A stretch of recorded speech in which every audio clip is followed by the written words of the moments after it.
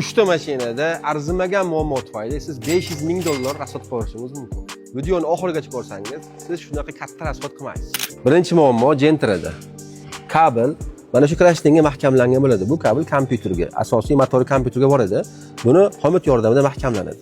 Mana shu xomut sinib ketadi ma'lum bir vaqtdan keyin, mana natijada mana shu provoda izolentasi ishqalanib, ko'chib ketadi. Bunda kompyuterning kanshimi bor. O'sha sim ochilib qolib, zamikani bo'ladi. Bunda nima bo'ladi? Korobka skors almashtirmay qoladi va daqqillaydi. Siz korobkangiz daqqillab skors almashtirmay qolsa, birinchi o'rinda mana shu provodaga e'tibor berishingiz kerak.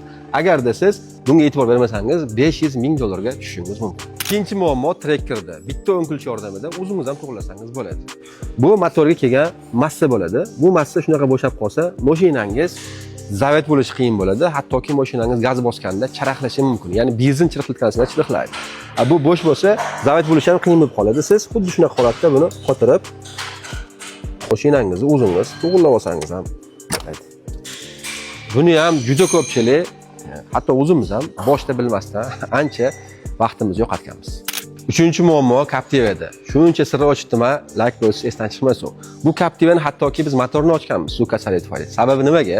Svechini tekshirasiz, dabinani tekshirasiz, motor kompressorini tekshirasiz, hammasi zo'r bo'ladi. Baribir motorni ochib ko'rganmiz. Motordan chiqmagan, oddiy mana shu babinalarni kabeldan chiqqan, ya'ni massasidan chiqqan. Hatto elektrik massasini tekshirganda ham tok bo'lgan. Lekin slabi kontakt bo'lishining hisobiga mashinada bir tomon silindr yaxshi ishlamagan. Ya'ni Captiva V-obrazli motor bo'ladi. Bir tomonda 3 ta, bir tomonda 3 ta silindr bo'ladi. Bir tomon silindr ishlamay qolgan. Bu o'sha babinani massa simidan chiqqan. Shu simni siz birato'la yangilab olasiz. Xullas, birma-bir sirlarni ochib tashlayapmiz. Shunaqa foydali ma'lumotlarni o'tkazib yubormaslik uchun bizga obuna bo'lib, kommentariyada o'z fikrlaringizni qoldirib keting.